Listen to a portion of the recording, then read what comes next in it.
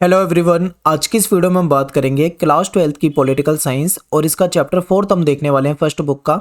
आपके एनसीईआरटी में इस चैप्टर का नाम मिलेगा आपको सत्ता के वैकल्पिक केंद्र, लेकिन इसका नाम जो है वो चेंज हो गया और नया नाम जो है वो है न्यू सेंटर ऑफ पावर, यानी कि शक्ति के नए केंद्र, इस तरीके से हम इसको हिंदी में कह सकते हैं। तो चलिए देखते हैं इसको चैप्टर को। हमारा टर्म 2 के लिए हम यहाँ पे इसके इंपॉर्टेंट क्वेश्चन करने वाले हैं और आपको पता है टर्म 2 में इंपॉर्टेंट क्वेश्चन जो आपके हैं वो कैसे आने वाले हैं। लॉन्ग क्वेश्चन आने वाले हैं और शॉर्ट क्वेश्चन आएंगे, तो वो आपको यहाँ पे कराए जाएंगे। ठीक है, वीडियो को आपको बहुत ध्यान से देखना है और इंपॉर्टेंट क्वेश्चन की वीडियो से पहले आपको चैप्टर के बारे में पता होना चाहिए। तो ये चैप्टर मैंने ऑलरेडी कराया हुआ है और इसमें चैप्टर में कुछ नए टॉपिक भी ऐड हुए हैं। ठीक है, जो कि न्यू टॉपिक जो है आपको एनसीईआरटी में नहीं मिलने वाले, लेकिन हमने उस पर पहले से वीडियो बना रखी है न्यू टॉपिक पे।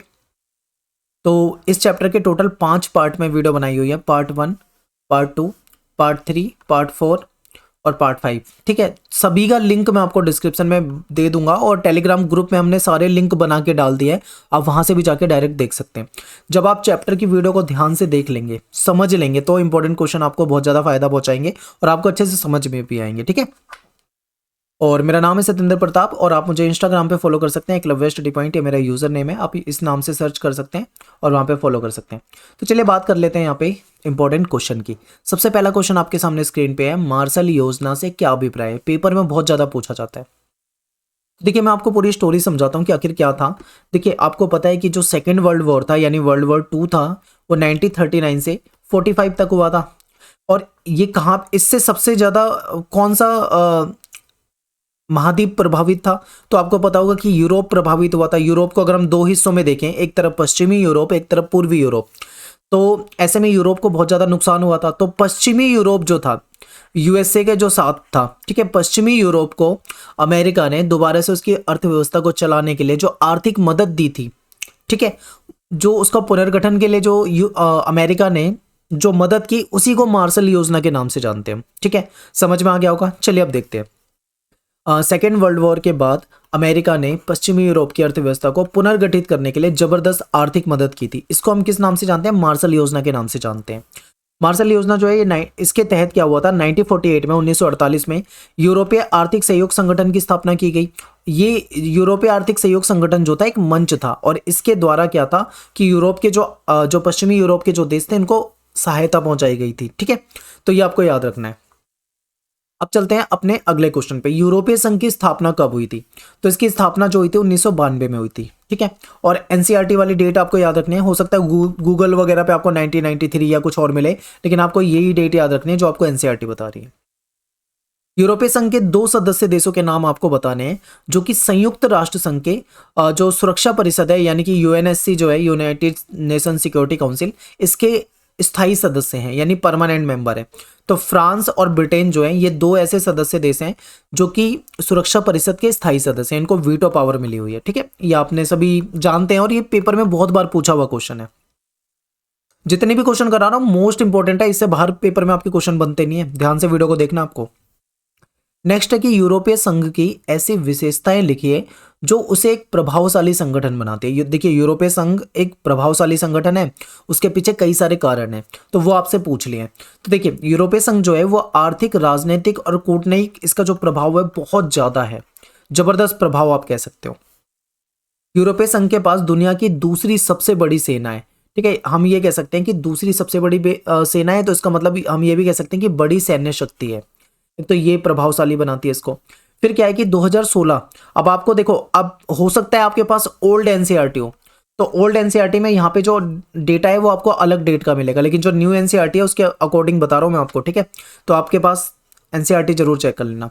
2016 में ये दुनिया की दूसरी सबसे बड़ी अर्थव्यवस्था थी। ठीक है, और इसका जो सकल घरेलू उत्पाद की बात करें तो 17,000 अरब डॉलर था, जबकि ओल्ड एनसीईआरटी में आपको अलग डाटा मिल सकता है। तो कोई कमेंट ना करे, आप अपने एनसीईआरटी को बदल लें। ठीक है, अगर आपको डाटा अलग मिल रहा है तो ये चीजें आपको ध्यान रखनी है।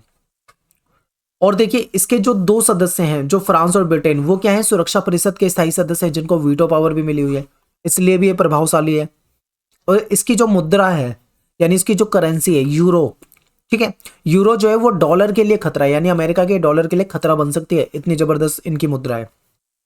विश्व व्यापार में अगर बात करें तो सबसे बड़ी हिस्सेदारी आती है इसकी।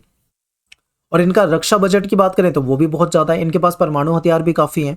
तो इस तरीके से देखिए इतना सब कुछ है यूरोपीय संघ के पास, इसलिए ये एक प्रभावशाली संगठन बन जाता है। ठीक है, तो इतने सारे आपको यहाँ पे पॉइंट बताएं, इनमें से आप 2-4 पॉइंट, जैसे कि आपके पेपर में क्वेश्चन आता है 2 नंबर में आता है 2 पॉइंट लिख देना, 4 में आता है 4 लिख देना। ठीक है, तो आपको ये पॉइंट लिखना है और थोड़े थोड़े इसको एक्सप्लेन कर देना है। चलिए नेक्स्ट क्वेश्चन पे चलते हैं। यूरोपीय संघ के झंडे की विशेषता बताओ। ये पेपर में बहुत ज्यादा आता है, आपके सामने ये इमेज दे देंगे और आपसे बोल देंगे बताइए ये क्या है, तो ये यूरोपीय संघ का झंडा है। सबसे पहले आपको याद रखना है। ठीक है, यूरोपीय संघ का जो झंडा है इसमें गोल्डन कलर के 12 सितारे हैं। ठीक है, 12 स्टार आपको दिखेंगे ये। तो कितने सितारे हैं? 12 सितारे हैं। ये यूरोप के लोगों की एकता और मेल मिलाप का प्रतीक है। ठीक है, एकता और मेल मिलाप का प्रतीक है, क्योंकि यूरोप में 12 जो नंबर होता है ना, 12 जो संख्या होती है उसको मतलब सही माना जाता है, यानी 12 की संख्या को पारंपरिक रूप से पूर्णता, समग्रता और एकता का प्रतीक माना जाता है। वहां पे अच्छा माना जाता है 12 को, इसलिए ये है। तो इस तरीके से ये यूरोपीय झंडे के विशेषताएं आपसे पूछी जा सकती है, पेपर में आ सकता है। ठीक है, इमेज को ध्यान से देख के चलो। अब चलते हैं अगले क्वेश्चन पे। मॉस्ट्रिक्ट संधि। अब यहाँ पे देखो टाइपिंग की थोड़ी सी मिस्टेक है, ऐसे लिखा जाएगा मॉस्ट्रिक्ट। जो मॉस्ट्रिक्ट संधि थी, ये इस संधि के तहत किस क्षेत्रीय संगठन का गठन हुआ था? तो इस संधि के तहत यूरोपीय संघ का गठन हुआ था 1992 में। इंपॉर्टेंट है, याद रखना। यूरोपीय संघ के पास क्या क्या है? तो इसके पास अपना झंडा है, अभी आपने देखा ये यूरोपीय संघ का झंडा है। ठीक है, इसके पास अपना गान है, जैसे कि हमारा राष्ट्रगान होता है या अलग अलग देशों का, तो ये है। इसके बाद इनके पास अपना स्थापना दिवस है और अपनी मुद्रा है। मुद्रा कौन सी है इनकी? यूरो है। अभी हमने यूरो के बारे में पढ़ा था, जो कि अमेरिकी डॉलर के लिए खतरा बन सकती है। तो ये पॉइंट भी आपको याद रखने, पेपर में बहुत पूछे जाते हैं। अगला क्वेश्चन आपके सामने है कि आसियान संगठन के बारे में चर्चा कीजिए। आसियान के बारे में बताइए। तो आसियान के बारे में 4-5 पॉइंट इंपॉर्टेंट है जो आपको बिल्कुल याद होने चाहिए। एक तो सबसे पहले देखिए, आसियान जो है ये दक्षिण पूर्व एशियाई राष्ट्रों का संगठन है। ठीक है, दक्षिण पूर्व एशियाई राष्ट्रों का संगठन है, बिल्कुल याद कर लो। इसकी स्थापना जो हुई थी वो 1967 में हुई थी और एक बैंकॉक घोषणा पत्र जो था उस पर हस्ताक्षर किए गए थे, इसके बाद इसकी स्थापना की गई थी। ये भी लाइन आपको याद रखनी है। अब जब इसकी स्थापना हुई थी ना, उस समय में इसके सदस्यों की संख्या केवल 5 थी। देखो ये आपको बिल्कुल नोट डाउन कर लेना है कि स्थापना के समय इसमें केवल 5 सदस्य देश थे। इसमें कौन कौन से देश थे? इंडोनेशिया था, मलेशिया, फिलीपींस, सिंगापुर और थाईलैंड, ये 5 देश थे। लेकिन बाद में 5 देश इसमें और शामिल हो गए, यानी 5 तो पहले ही थे, 5 और शामिल हो गए, तो टोटल 10 हो गए। तो बाकी के 5 कौन से? Brunei Darussalam, Vietnam, Laos, Myanmar, Cambodia, ये बाद में शामिल हुए थे। तो टोटल संख्या यहाँ पे 10 हो जाती है। तो ये चीजें बिल्कुल आपको याद रखना है। ठीक है, ये एक क्षेत्रीय संगठन है, इंपॉर्टेंट है आपके लिए। आगे है कि आसियान जो संगठन है इसके उद्देश्य बताइए। तो आसियान का उद्देश्य क्या था? कि आर्थिक विकास जो है वो तेज करना। ठीक है, जो इसके सदस्य देश है जैसे फिलीपींस, सिंगापुर, थाईलैंड, अभी हमने पढ़ा, Indonesia, Malaysia, Brunei Darussalam, Vietnam, Cambodia, Laos, Myanmar, ये जो इसके देश है, इन देशों के बीच में आर्थिक विकास को तेज करना, ये इसका क्या है? उद्देश्य है। सामाजिक और सांस्कृतिक विकास करना। ठीक है, ये भी इसका उद्देश्य है। कानून का शासन स्थापित करवाना और क्षेत्रीय शांति को बढ़ावा देना, ये इसके उद्देश्य हैं। तो ये मोस्ट इंपॉर्टेंट पॉइंट है, आपको बिल्कुल याद करना है। और एक चीज याद रखनी है, ओल्ड एनसीईआरटी अगर आपके पास है तो उसको ना पढ़ें, क्योंकि न्यू एनसीईआरटी जो आपकी अभी जो एनसीईआरटी की वेबसाइट पे मिल जाती है उसमें कुछ पॉइंट चेंज है, काफी डाटा जो है वो चेंज मिलता है, तो आपको वो थोड़ा सा ध्यान रखना है, नहीं आपके पेपर में क्वेश्चन गलत हो सकते हैं। ठीक है, आगे चलते हैं। आसियान क्षेत्रीय मंच की स्थापना कब हुई? अब यहाँ पे बच्चे बहुत ज्यादा कंफ्यूज होते हैं। अभी हमने क्या पढ़ा? यहाँ पे पढ़ा हमने कि आसियान की स्थापना जो थी वो 1967 में हुई थी। ठीक है, लेकिन एक क्वेश्चन है कि आसियान क्षेत्रीय मंच, और बहुत सारे बच्चे क्या करते हैं, आसियान और आसियान क्षेत्रीय मंच इसमें कंफ्यूज हो जाते हैं। आसियान क्षेत्रीय मंच की स्थापना कब हुई? 1994 में हुई, ये ठीक है, लेकिन अगर आपसे पूछे आसियान की स्थापना कब हुई, तब आपको लिखना है 1967। ये दोनों क्वेश्चन कंफ्यूज करते हैं बच्चों को, तो दोनों को बिल्कुल अलग अलग दिमाग में बिठा लो। आसियान की स्थापना 1967, आसियान क्षेत्रीय मंच की स्थापना 1994, कभी गलत नहीं करना पेपर में। ठीक है, इसकी स्थापना 1994 में हुई। आसियान क्षेत्रीय मंच के उद्देश्य क्या है? ठीक है, तो इसके उद्देश्य देखियो, इसके उद्देश्य है कि आसियान के देशों की सुरक्षा होनी चाहिए, सुरक्षा करना। ठीक है, विदेश, आसियान के जो देश हैं उनकी विदेश नीतियों में तालमेल बनाए रखना, ये भी इसका उद्देश्य है। तो ये भी इंपॉर्टेंट है, पेपर में बहुत पूछे जाते हैं। आसियान क्षेत्रीय मंच की स्थापना कब हुई? आई थिंक ये क्वेश्चन रिपीट हो गया है, अभी हमने जस्ट ये स्लाइड 2 बार आ गई है। ठीक है, अभी हमने इसे पढ़ा है, कोई बात नहीं, हम आगे चलते हैं। आगे चलते हैं, आसियान शैली से क्या अभिप्राय है? अब देखिए, शैली का मतलब यहाँ पे स्टाइल से है। ठीक है, आसियान का काम करने का अपना एक अलग स्टाइल है। इसी को आसियान शैली कहा जाता है। तो आखिर क्या है, देखिए आसियान का जो काम करने का तरीका वो है अनौपचारिक, टकराव रहित, कोई टकराव नहीं होना चाहिए, सहयोगात्मक, एक दूसरे का सहयोग करना, मेल मिलाप का नया उदाहरण पेश करके आसियान ने काफी नाम कमाया। इसी को आसियान शैली कहा जाने लगा। ठीक है, यानी कि आसियान का जो काम करने का तरीका है अनौपचारिक रूप से काम करता है, बिना किसी मतलब टकराव रहित काम है, एक दूसरे का सहयोग करते हैं ये देश। ठीक है, इस तरीके से इन्होंने जो काम किया इसी को आसियान शैली के नाम से जाना जाने लगा। तो ये 2 लाइन है, याद कर लो, और ये इंपॉर्टेंट बहुत है, पेपर में बहुत ज़्यादा पूछे जाते हैं। ये सारे वो क्वेश्चन लिए मैंने जो पिछले 10 साल के पेपरों में बार बार रिपीट होते हैं, बहुत ज़्यादा इनके चांस है, रिपीटेड क्वेश्चन है, इसीलिए कह रहा हूँ कि ज़्यादा फोकस करना, ये क्वेश्चन यही पेपर में आपके देखने को मिलेंगे। अगला क्वेश्चन देखो, आसियान के प्रमुख 3 स्तंभ बताइए। ऐसा कहा जाता है कि आसियान के 3 प्रमुख स्तंभ है जिस पे ये टिका हुआ है। तो 3 स्तंभ कौन से, एक तो है आसियान सुरक्षा समुदाय, दूसरा है आसियान आर्थिक समुदाय, तीसरा है आसियान सामाजिक सांस्कृतिक समुदाय। अब देखो सुरक्षा समुदाय, इसका काम क्या है, इसका काम है कि जो आसियान के जो देश हैं उनके बीच में जो क्षेत्रीय विवाद हो जाते हैं ना, या उन विवादों को सैनिक टकराव तक ना ले जाने पर सहमति। यानी कि मान लो आसियान के कोई 2 देश हैं, उनके बीच में आपस में कोई विवाद हो जाए तो उस विवाद को वहीं पे रोक देना, उसको मतलब ये नहीं कि सैन्य टकराव तक पहुंचे, उसको उससे पहले ही रोकना, ये इसका काम है। समझ गए। अब आर्थिक समुदाय का काम क्या है, नाम से ही आपको पता लग रहा है। तो आर्थिक का मतलब कुछ ना कुछ अर्थव्यवस्था से रिलेटेड होगा। तो देखिए आसियान देशों का, ठीक है यहाँ पे टाइपिंग की मिस्टेक थी, आसियान देशों का बाजार और उत्पादन आधार तैयार करना, यानी आसियान देशों का बाजार और उत्पादन आधार तैयार करना।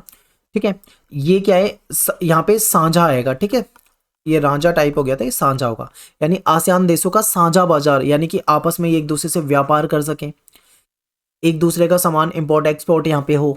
ठीक है, ज्यादा से ज्यादा व्यापार को बढ़ावा मिले, बाजार मूलक कहीं ना कहीं व्यवस्था को समर्थन था इनका। तो इस तरीके से ये हो जाएगा। इंपॉर्टेंट है बहुत ज्यादा, आपको बिल्कुल याद करना है, पेपर में बहुत ज्यादा आता है, याद रखें।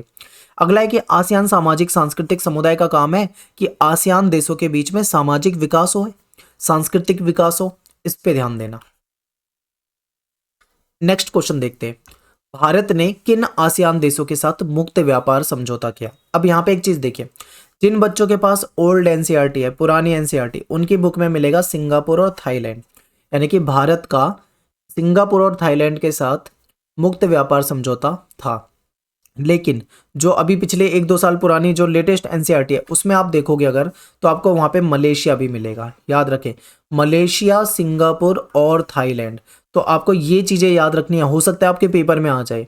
ठीक है, और आप ओल्ड वाला डाटा लिखो और क्या पता आंसर में उन्होंने मलेशिया भी दे रखा हो, तो उस तरीके से फिर आपके नंबर कटेंगे। तो इसलिए आपको ध्यान रखना है, मलेशिया, सिंगापुर, थाईलैंड तीनों ही नाम लिख देना वहां पे। ठीक है, तो ये ध्यान रखना है। आगे चलते हैं, भारत ने लुक ईस्ट, जिसको हम पूर्व की ओर देखो या पूर्व की ओर चलो की नीति कहते हैं, कब अपनाई थी। तो देखिए भारत ने 1991 में पूर्व की ओर चलो की नीति अपनाई थी। इसके तहत पूर्व की ओर चलो की नीति का मतलब क्या है समझ रहे हो, इसका मतलब यह है कि जो दक्षिण पूर्व एशियाई राष्ट्र हैं जैसे Indonesia, Malaysia, Philippines, Singapore, Thailand, इनके साथ व्यापार को बढ़ावा देना, इनकी तरफ जाना, इनके साथ संधियां समझौते करना, ये थी पूर्व की ओर चलो की नीति। ठीक है, तो ये कब अपनाई गई थी, 1991 में, जब भारत में आर्थिक सुधारों की नीति आई थी। ठीक है, तो इंपॉर्टेंट है, लेकिन ये तो आपकी एनसीईआरटी दोनों में मिल जाएगा, बट ये एक नया पॉइंट है जो आपको ओल्ड एनसीईआरटी में नहीं मिलेगा, ये नई एनसीईआरटी में मिलेगा। देखिए भारत ने एक्ट ईस्ट, अब यहां ध्यान से देखिए, भारत ने एक्ट ईस्ट की नीति कब अपनाई, तो ये 2014 में। ठीक है, इंपॉर्टेंट है, 2014 में अपनाई। तो ये दोनों क्वेश्चन याद करने हैं, पेपर में पूछे जा सकते हैं। नेक्स्ट क्वेश्चन ये पेपर में काफी आता है, ये आपके सामने इमेज दे देंगे और आपसे बोल देंगे बता, इससे इस इमेज से रिलेटेड कोई क्वेश्चन आपसे पूछ लेंगे। तो आपको अगर ये पिक्चर का पता होगा पहले से कि ये क्या है तो आप आराम से बता पाओगे। तो देखिए ये है आसियान का झंडा। क्या है ये, आसियान का झंडा। हमने यूरोपीय संघ का झंडा देखा था जिसमें 12 स्टार थे, आपको याद होगा, ऐसे ही आसियान का झंडा है। इसमें क्या है, आप ऊपर नीचे देखोगे ध्यान से तो आपको कुछ दिखेगा। क्या है ये है धान की 10 बालियां, धान जो होता है चावल जिसमें होता है। ठीक है, धान की 10 बालियां हैं जो दक्षिण पूर्व एशिया के 10 देशों की तरफ इशारा करती हैं, जो आपस में मित्रता और एकता के धागे से बंधे हुए हैं, और वृत्त आसियान की एकता का प्रतीक है। ठीक है, ये वृत्त जो है ये आसियान की एकता का प्रतीक है, और ये जो 10 बालियां हैं ये इसके जो 10 सदस्य देश हैं उनकी एकता और मित्रता पर की ओर संकेत करती है।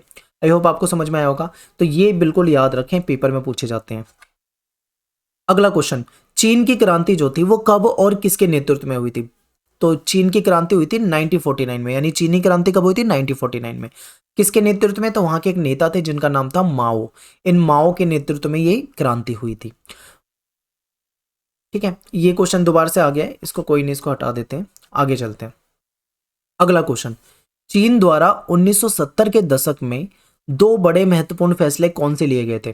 तो चाइना ने क्या था, अब मैं आपको बताऊं, चाइना पे एक इंपॉर्टेंट क्वेश्चन आगे भी है, मैं वहीं डिटेल में बता दूंगा। यहाँ पे इस पॉइंट को देख लो पहले। चीन ने 1970 के दशक में दो बड़े बदलाव, तो 1970 के दशक का मतलब यहाँ पे 1970 से लेके 1980 के बीच, इन 10 साल के बीच में ऐसे दो बड़े फैसले बताने हैं जिससे चाइना को काफी फायदा हुआ हो। तो देखिए, चीन ने क्या करा, 1972 में अमेरिका से संबंध बनाकर अपने राजनीतिक और आर्थिक एकांतवास को खत्म किया। देखिए क्या था कि जो चीन था ना, ये मतलब बाहर से व्यापार नहीं करता था उस समय में, साम्यवादी व्यवस्था को अपना रखा था इसने। ठीक है, बाहर से कोई व्यापार वगैरह करते नहीं थे, ये अपने संसाधनों पे ही निर्भर थे पूरी तरीके से। अमेरिका जैसे देशों से बनती नहीं थी, क्योंकि ये साम्यवादी था, तो जाहिर सी बात है सोवियत संघ यानी यूएसएसआर के करीब था। तो ऐसे में चाइना ने क्या करा, गुपचुप तरीके से 1972 में अमेरिका से दोस्ती करी। ठीक है, और अपना जो राजनीतिक एकांतवास था उसको खत्म किया। ये बहुत बड़ा फैसला था, पहला फैसला तो आप ये मान लो। दूसरा फैसला देखो, 1973 में क्या हुआ, जो चीन के प्रधानमंत्री थे, ठीक है, चाउ एन लाई, इनका नाम है चाउ एन लाई। इन्होंने कृषि के क्षेत्र में, उद्योग के क्षेत्र में, सेना के क्षेत्र में और विज्ञान और टेक्नोलॉजी यानी विज्ञान और प्रौद्योगिकी के क्षेत्र में आधुनिकीकरण के 4 प्रस्ताव रखे, यानी इनको मॉडर्न किया जाएगा, इसको आधुनिक किया जाएगा। तो ये 2 बड़े बदलाव हैं। ठीक है, और एक तीसरा भी अगर हम बात करें, 3 पूछ ले तो 1978 वाला आप लिख देना कि देंग शाओपिंग के नेतृत्व में जब इन्होंने मुक्त द्वार की नीति अपनाई थी, वो भी एक बड़ा बदलाव हो जाएगा। ठीक है, लेकिन इन दोनों को पहले लिखेंगे हम। अब चलते हैं अगले क्वेश्चन पे। चीन में कब और किसने मुक्त द्वार की, यानी जिसे ओपन डोर या फिर खुले द्वार की नीति कहते हैं, ये नीति किसने अपनाई थी? तो ये 1978 में अपनाई गई थी। याद रखें, चीन ने 1978 में, ठीक है, ये नीति अपनाई थी, मुक्त द्वार की नीति। और किसके नेतृत्व में? तो नेता जो थे वो थे देंग शाओपिंग। ये नाम थोड़ा आपको याद रखने में दिक्कत आएगी, पर आप इसको याद रखें, देंग शाओपिंग जो नेता थे, इनके नेतृत्व में। अगला प्रश्न है कि चीन ने खेती और उद्योग का निजीकरण कब किया? चाइना जो है, इसने खेती और उद्योग का निजीकरण कब किया? देखिए, चाइना में साम्यवादी व्यवस्था थी, लेकिन चीन ने शॉक थेरेपी को नहीं अपनाया था जैसे कि बाकी देशों ने अपनाया था। चीन ने क्या करा, अपनी अर्थव्यवस्था को स्टेप बाय स्टेप यानी चरणबद्ध तरीके से खोला। ठीक है, बड़े बड़े फैसले लिए, लेकिन एक बार में नहीं लिए। पहले की, जैसे कि आपने अभी देखा 1972 के आसपास आप देख रहे हो, ठीक है, कि अमेरिका से दोस्ती कर रहा है, फिर उसके बाद वो 4 क्षेत्रों में आधुनिकीकरण कर रहा है, फिर 1978 में मुक्त द्वार की नीति अपना रहा है, फिर 1982 में खेती का निजीकरण कर दिया, उसके बाद 1998 में उद्योगों का निजीकरण कर दिया। तो आप देख रहे हो, स्टेप बाय स्टेप, धीरे धीरे कुछ वर्षों के अंतराल में इन्होंने अपने देश के अंदर बदलाव करे। तो ये आपको बिल्कुल याद रखने हैं। ठीक है, खेती का निजीकरण कब करा? 1982 में। उद्योग का निजीकरण कब करा? 1998 में। इंपॉर्टेंट, याद रखो। आगे चलते हैं। एक क्वेश्चन है और अथवा करके दे रखा है मैंने, यानी कि और, दोनों क्वेश्चन आ जाए, आंसर एक जैसा ही लिखना है।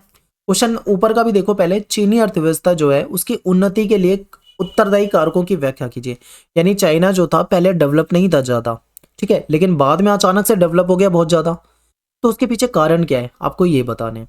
अगला क्वेश्चन है कि किस आधार पे कहा जा सकता है कि 2040 तक चाइना जो है, यानी चीन जो है, वो दुनिया की सबसे बड़ी आर्थिक शक्ति अमेरिका से भी आगे निकल जाएगा। यानी ऐसा अनुमान लगाया जा रहा है कि 2040 में अमेरिका से भी आगे पहुंच जाएगा चाइना। तो आखिर ऐसे क्या कारण है जिसकी वजह से ऐसा कहा जा रहा है? एक जैसा ही आंसर बनेगा दोनों का, ध्यान से सुनना। और मैंने थोड़ा बड़ा आंसर लिखा हुआ है ताकि मैं आपको विस्तार से समझा सकूं, समझना इसे। देखिए, पूरी स्टोरी समझाता हूं तब आपको समझ में आएगा। 1949 में क्या हुआ, चीन के जो नेता थे माओ, इनके नेतृत्व में यहाँ पे चीनी क्रांति हुई। आपको पता है, साम्यवादी व्यवस्था को अपना रखा था इन्होंने, यूएसएसआर के करीब था ये। तो ये क्या करते थे, इनकी जो अर्थव्यवस्था थी वो सोवियत मॉडल पे आधारित थी। चीन जो था आर्थिक रूप से पिछड़ा था, क्योंकि ज्यादा व्यापार वगैरह किसी से करता नहीं था। अमेरिका जैसे देशों से, पूंजीवादी देश जो थे, पूंजीवादी कैपिटलिस्ट देश, उनसे इनकी कोई खास दोस्ती वगैरह थी नहीं। ठीक है, चीन ने पूंजीवादी दुनिया से अपने रिश्ते तोड़ लिए थे, ये भी हम समझते हैं अच्छे से। ऐसे में चीन के सामने एक मजबूरी थी। मजबूरी क्या थी कि उसके पास जो भी संसाधन है ना, उसको अपने संसाधनों से ही गुजारा करना पड़ेगा। ठीक है, और कोई दूसरा रास्ता नहीं था, क्योंकि भाई अमेरिका जैसे देशों से रिश्ता तोड़ रखा है, ये था। तो इसलिए चीन जो था धीरे धीरे धीरे धीरे मतलब गिरता जा रहा था। गिरने का मतलब है कि मतलब उसकी अर्थव्यवस्था में वो विकास नहीं था। लेकिन ठीक है, ये शुरुआत की बात है, जब उन्होंने ये 1949 वाली क्रांति हुई थी, उससे लेकर 1970 के दशक तक यही हाल चला। लेकिन चीन को ऐसा लगा कि हमें अगर डेवलप होना है, हमें विकास करना है, तो हमें बड़े बदलाव करने पड़ेंगे। ठीक है, तो चीन के नेताओं ने 1970 के दशक में बड़े फैसले लिए, और इन बड़े फैसलों ने चीन की कायाकल्प कर दी, यानी बिल्कुल बदल दिया। कहाँ चाइना एक ऐसा देश था जो डेवलप भी नहीं था, बिल्कुल मतलब बुरे हाल थे, और अचानक से कुछ बड़े फैसलों ने चीन को मतलब चीन के मतलब विकास के आप ये लगा लो पंख लगा दिए। बिल्कुल चाइना बहुत तेजी से विकास किया। तो आखिर क्या थे वो, ये याद रखने हैं। तो देखो, चीन ने 1972 में अमेरिका से अपनी दोस्ती की। अभी हमने थोड़ी देर पहले पढ़ा, अमेरिका से पहले वो दोस्ती नहीं थी, उसने 1972 में दोस्ती कर ली और राजनीतिक एकांतवास खत्म हो गया। ये एक ऐसी घटना थी जिससे चाइना को बहुत फायदा मिला। अब दूसरी घटना देखो जिससे चाइना को बहुत फायदा मिला। यहाँ के प्रधानमंत्री थे जिनका नाम था चाउ एन लाई। अभी हमने नाम पढ़ा था चाउ एन लाई।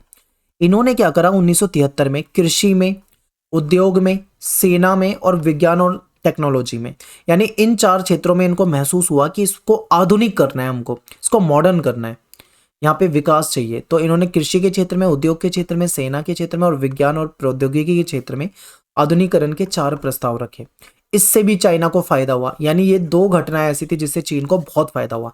लेकिन एक तीसरी घटना भी थी जिससे चीन विकास कर गया। ये सबसे महत्वपूर्ण घटना है। 1978 में जो नेता थे इनके देंग शाओपिंग, इन्होंने एक फैसला लिया कि चीन में आर्थिक सुधार किए जाएंगे और मुक्त द्वार की नीति अपनाई जाएगी। मुक्त द्वार की नीति का मतलब है चीन ने अपने दरवाजे खोल दिए कि अब हम क्या करेंगे, दुनिया से व्यापार करेंगे। तुम हमारे पास आओ, व्यापार करो, हम तुमसे व्यापार करेंगे। यानी व्यापार जो पहले चाइना नहीं कर रहा था जब वो साम्यवादी व्यवस्था में था, लेकिन अब उसने उस व्यवस्था से बाहर निकल के व्यापार को ज़्यादा से ज़्यादा बढ़ावा दिया, खुले द्वार की नीति अपनाई। ये 3 ऐसी घटनाएं हैं जिससे चीन ने बहुत ज़्यादा विकास किया, या आप कह सकते हो चीन के लिए बहुत अच्छे फैसले थे। अब चीन का बाहरी व्यापार शुरू हो गया था। तो स्टोरी पूरी समझते हुए चलना, थोड़ा बड़ा आंसर लिखा है लेकिन आपको समझा रहा हूं इसलिए। चीन ने क्या करा, बाजार मूलक अर्थव्यवस्था, ये जो होता है ये कैपिटलिज्म में, यानी ये पूंजीवाद में होती है ये चीजें। और चीन तो साम्यवादी देश था, लेकिन चीन ने साम्यवादी व्यवस्था को धीरे धीरे छोड़कर कहीं ना कहीं पूंजीवादी व्यवस्था की तरफ अपना रुख किया और इस व्यवस्था को अपनाया, खूब व्यापार किया, फायदा हुआ उसे। फिर उसने चीन ने एक और काम ऐसा कर दिया जिससे उसको बहुत फायदा हुआ, उसने खेती का निजीकरण कर दिया। अब उससे जो ग्रामीण व्यवस्था थी उसकी बहुत ज्यादा सुधर गई। फिर उसने देखा कि भाई इससे तो फायदा है, उसने 1998 में उद्योगों का भी निजीकरण कर दिया। उससे चाइना को और ज्यादा फायदा हुआ। यानी कि चीन पहले बिल्कुल भी डेवलप नहीं था, लेकिन उनके नेताओं ने कुछ ऐसे फैसले लिए जिसके बाद चाइना बहुत डेवलप हो गया। वो 4-5 फैसले आपके सामने स्क्रीन पे थे। ठीक है, तो इतना देख के आपको समझ में तो आ गया होगा कि चाइना क्यों 2040 में, अगर ऐसा ही होता रहा ना, तो 2040 में वो अमेरिका से आगे निकल जाएगा। तो एक क्वेश्चन ये भी पूछ सकते हैं कि बताइए 2040 तक चीन दुनिया की सबसे बड़ी आर्थिक शक्ति अमेरिका से आगे निकल जाएगा, तो वो क्यों निकल जाएगा? तो इसके पीछे कुछ कारण है। देखो, इनके द्वारा अपनाई गई आर्थिक नीति जिसके कारण कृषि उत्पाद और ग्रामीण आय में वृद्धि हुई, अगर ऐसा ही होता रहा तो जरूर आगे निकल जाएगा। दूसरा, ग्रामीण अर्थव्यवस्था जो थी उसमें बहुत ज्यादा उन्नति देखी गई क्योंकि इनकी नीतियां सही थी। इसलिए आगे की उद्योग और कृषि दोनों क्षेत्र में चीन को फायदा हुआ। ठीक है, ये भी हो जाएगा पॉइंट। चीन के पास विशाल विदेशी मुद्रा भंडार आया। पहले इनके पास बिल्कुल भी नहीं था विदेशी मुद्रा भंडार, क्योंकि व्यापार करते नहीं थे। जब इन्होंने व्यापार शुरू करा तो इनके पास फॉरेन करेंसी भी बहुत ज़्यादा हो गई। अब इसलिए भी इनको बहुत ज़्यादा बेनिफिट हुआ। चीन जो है 2001 में विश्व व्यापार संगठन में शामिल हो गया, यानी अब इसमें भी मतलब कहीं ना कहीं इसका महत्व बढ़ा। चीन ने दुनिया के बाजार में अपनी धाक जमाई, क्योंकि चाइनीज़ जो आइटम है, जो चीज़ें हैं, वो दुनिया भर में बिकती हैं। तो ये कुछ कारण ऐसे हैं जिसकी वजह से चीन, अगर ऐसा होता रहा तो शायद 2040 में दुनिया में अमेरिका से भी आगे निकल जाएगा, ऐसा अनुमान लगाया जाता है। तो इस तरीके से आपको अपने आंसर को एक्सप्लेन करना है। ठीक है, आपको सारी चीजें समझाई है। उम्मीद करता हूँ एक एक चीज आपको समझ में आ रही होगी। अगर जरा भी आपको लगे समझ में नहीं आ रहा तो वीडियो को 2 बार देखो और चैप्टर की डिटेल वीडियो जहाँ पे मैंने एक्सप्लेन किया उसको जरूर देखो, ताकि आपको क्वेश्चन आंसर समझ में आए। अगला क्वेश्चन है भारत और चीन के बीच में विवाद के कारण बताइए। तो देखिए भारत और चीन पड़ोसी देश हैं, इनके बीच में कुछ मुद्दों को लेके विवाद है। वो देखिए जैसे कि भारत में आप देखोगे जो जम्मू कश्मीर वाला जो हिस्सा है, आप मैप में देखोगे तो उसमें जो अक्साई चीन कुछ ऐसा हिस्सा है लद्दाख की साइड, इधर की साइड, जहां पे चीन अपना दावा करता है कि वो उसका है। अक्साई चीन कहा जाता है जिस हिस्से को, ठीक है। तो ये जो हिस्सा है इसको लेकर विवाद है, यानी जम्मू कश्मीर में अक्साई चीन वाले इलाके को लेकर विवाद है, ये विवाद का कारण है। दूसरा, भारत के मैप में आप देखोगे जब ये जो इधर अरुणाचल प्रदेश वाला जो आपको हिस्सा दिखता है अरुणाचल प्रदेश का, यहाँ पे भी चाइना जो है बहुत सारे हिस्सों पे अपना हक जताता है, कहता है कि ये हमारा है। तो इस बात को लेकर भी विवाद है। तो अरुणाचल प्रदेश में भी विवाद है, जम्मू कश्मीर वाले हिस्से में भी विवाद है। तो दो तो सीमा विवाद वाले मुद्दे हो गए। फिर क्या हुआ, जब चीन ने तिब्बत पे कब्जा किया था, ठीक है, उसके बाद भी थोड़ा थोड़ा विवाद शुरू हो गया था, क्योंकि बाद में दलाई लामा जो थे, जो तिब्बत के नेता थे, इन्होंने भारत से शरण मांगी थी और भारत ने उनको अपने देश में शरण दे दी थी। तो उनको जब हमने शरण दी तो चीन नाराज हो गया। चीन ने कहा कि भारत ने पंचशील समझौतों का उल्लंघन किया है, वो हमारे अंदरूनी मामले में दखल अंदाजी कर रहा है। तो ये एक विवाद का मुद्दा बन जाता है, तिब्बत और दलाई लामा, ठीक है। और भारत चीन युद्ध 1962, ये भी एक कहीं ना कहीं खिटपिट वाला मुद्दा बन चुका था कि चाइना ने भारत पे आक्रमण कर दिया, भारत उस पर इतना विश्वास जताता था और इसने क्या करा, भारत पे आक्रमण किया। तो ये भी एक मुद्दा बन जाता है। तो ये कुछ ऐसे मुद्दे हैं जिसके कारण भारत और चीन के बीच में विवाद है, ठीक है। आगे चलते हैं, अगला क्वेश्चन है कि ये चलते हैं अगले क्वेश्चन पे। तो यहां तक तो हमारे सारे एनसीईआरटी के क्वेश्चन हो जाते हैं, लेकिन आपके सिलेबस में ना कुछ ऐसे टॉपिक भी जुड़े हुए हैं जो कि आपके एनसीईआरटी में आपको नहीं मिलेंगे, उससे भी कुछ क्वेश्चन है आपके पेपर में आ सकते हैं। तो चलिए वीडियो को ध्यान से देखिए, मैं आपको क्वेश्चन वो भी कराता हूँ न्यू टॉपिक के। सबसे पहले देखिए सार्क, इसको हिंदी में दक्षेस भी कहा जाता है, ठीक है, हिंदी में दक्षेस भी कहा जाता है, कई बुक में आपको मिलेगा, ठीक है। इसको हम सार्क पढ़ेंगे। तो देखिए सार्क की स्थापना कब हुई थी, तो इसकी स्थापना हुई थी 1985 में, 1985 में। कहाँ पे हुई थी, ढाका में हुई थी। अब आपको मुझे कमेंट में बताना है, आपको सबसे पहले आप अपना नाम लिखना है और उसके बाद आपको आंसर लिखना है कि ढाका जो है वो किस देश में है, ठीक है। ढाका जो है, जगह जो है ढाका, वो किस देश में है, आप मुझे कमेंट में बताइए, ठीक है। और ये जो सार्क जो है ना, जो दक्षेस जिसको कहा जाता है, इसका जो हेडक्वार्टर है, यानी इसका जो मुख्यालय है, ये कहाँ पे, ये काठमांडू में है। और काठमांडू कहाँ पे है, ये आप सभी जानते होंगे, ये नेपाल में है, ठीक है। तो आप मुझे इसका आंसर बताइए। तो ये हो गया आपका क्वेश्चन, सार्क से पूछा जा सकता है। अब सार्क के सदस्य देशों की बात करें तो सार्क में शुरू में 7 सदस्य देश थे, लेकिन बाद में एक और आ गया था, जुड़ गया था, तो 8 हो गए थे। तो आपको ये याद रखना है सार्क के सदस्य देशों के नाम। तो भारत है, पाकिस्तान है, नेपाल है, भूटान है, बांग्लादेश, श्रीलंका, मालदीव। ये तो 7 वो देश हैं जो पहले से इसके सदस्य थे, लेकिन बाद में एक और देश शामिल हुआ, अफगानिस्तान। तो इस तरीके से इसका 8वां सदस्य देश बन गया था अफगानिस्तान, ठीक है। तो आपको ये याद रखना है। अगला क्वेश्चन है कि ब्रिक्स, ब्रिक्स एक नया टॉपिक है जो आपको एनसीईआरटी में नहीं मिलेगा, ये आपके इसमें जुड़ गया है। तो देखिए पहले इसका नाम होता था ब्रिक, मैं आपको बताता हूं, पहले इसका नाम होता था BRIC, ठीक है, ब्रिक। ब्राजील, बी से ब्राजील, आर से रसिया, आई से इंडिया, सी से चाइना, यानी ये 4 देश इसमें होते थे, ब्राजील, रसिया, इंडिया, चाइना। लेकिन बाद में इसमें एक एस जुड़ गया, एस एक और देश जुड़ गया, एस से मतलब है यहाँ पे साउथ अफ्रीका, ठीक है। यानी शुरू में ब्राजील था, रसिया था, इंडिया था, चाइना था। साउथ अफ्रीका स्टार्टिंग में नहीं था, वो बाद में जुड़ा था। तो इस तरीके से ब्रिक्स बन गया। तो ब्रिक्स की कंट्रीज के नाम पूछे, मान लो आपसे बोलें कि बताइए ब्रिक्स में कौन कौन से देश हैं, तो आपको नाम याद होना चाहिए, ठीक है, Brazil, Russia, India, China, South Africa. BRICS की स्थापना कब हुई, 2006 में रूस में हुई थी, इंपॉर्टेंट है। और ये जो एनसीईआरटी सॉरी सीबीएसई ने जो एक पीडीएफ डाली थी उसमें आपको ये मिल जाएगा क्वेश्चन। ब्रिक्स का 11वां सम्मेलन, ये आपके पेपर में आया हुआ था लास्ट ईयर। ब्रिक्स का जो 11वां सम्मेलन था वो कहाँ 2019 में कहाँ पे हुआ था, तो ये ब्राजील में हुआ था। ये पेपर में आया हुआ था, इंपॉर्टेंट है, इसलिए आपको इसको भी याद रखना है, क्या पता पेपर में पूछ लें। ये हो जाएगा, ठीक है। अगला देखो, ब्रिक्स जो संगठन है इसके उद्देश्य क्या है। तो इसका उद्देश्य है कि इसके जो सदस्य देश हैं इनके बीच में सहयोग बना रहे, ठीक है, भाईचारा बना रहे, सहयोग बना रहे, आर्थिक लाभ जो हो उसका वितरण हो आपस में, प्रत्येक सदस्य राष्ट्र की आंतरिक नीतियों में कोई हस्तक्षेप नहीं होना चाहिए, यानी अहस्तक्षेप की नीति। तो ये 3 इसके बड़े उद्देश्य हैं, ये तीनों पॉइंट आपको याद रखने हैं। अगला क्वेश्चन, रूस जो है, एक रसिया नाम का टॉपिक आपके इसमें जुड़ा है, तो उसी से क्वेश्चन पूछ सकते हैं। रसिया जो है वो इतना ताकतवर क्यों है, क्या कारण है जो रूस इतना ताकतवर है? तो इसके पीछे कई सारे कारण हैं, ठीक है। तो देखते हैं। रूस जो है इसके पास बहुत सारे खनिज संसाधन है, इसके पास प्राकृतिक संसाधनों की भरमार है, गैस के बहुत ज़्यादा भंडार है यहाँ पे, इसलिए ये ताकतवर है, ठीक है। अगला, रूस जो है परमाणु शक्ति संपन्न देश है, यानी कि जब सुरक्षा परिषद के जो स्थायी सदस्य बनाए गए थे 5, उस समय में बहुत कम देश थे जिनके पास में, केवल 5 ही देश थे जिनके पास में परमाणु शक्ति संपन्न देश थे। उसमें से एक रसिया है, यानी परमाणु हथियार संपन्न वाला देश है। रूस जो है सोवियत संघ का उत्तराधिकारी है, तो आप जानते ही हैं, क्योंकि जो यूएसएसआर था, सोवियत संघ था, इसका उत्तराधिकारी रसिया बना है। और इसकी जो यूएनएससी में जो सीट थी, सिक्योरिटी काउंसिल में, सुरक्षा परिषद में, वो सीट भी रसिया को मिली है, वीटो पावर इसी की तो मिली है, तो ये भी आपको याद रखना है। सुरक्षा परिषद का स्थायी सदस्य भी है, ये भी एक अच्छा पॉइंट हो जाएगा क्योंकि इसके पास तो वीटो पावर भी है। फिर रूस के पास आधुनिक हथियार भी है, ठीक है, और टेक्नोलॉजी के मामले में रूस बहुत ज्यादा आगे है, ठीक है, ये भी आपको याद रखना, दुनिया भर को हथियार बेचता है। तो आप समझ सकते हैं कि इतना ताकतवर रूस क्यों है, क्वेश्चन कुछ भी पूछा जा सकता है। आगे देखते हैं।